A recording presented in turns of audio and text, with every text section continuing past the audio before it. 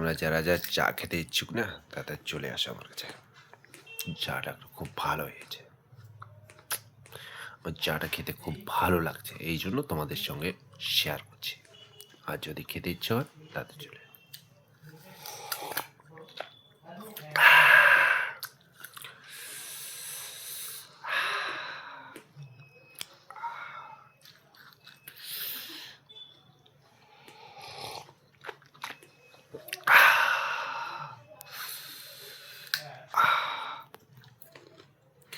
তাই এইটুকুই থাক, পরে হবে, বুঝলে? চাটা আওয়াজ শেষের দিকে।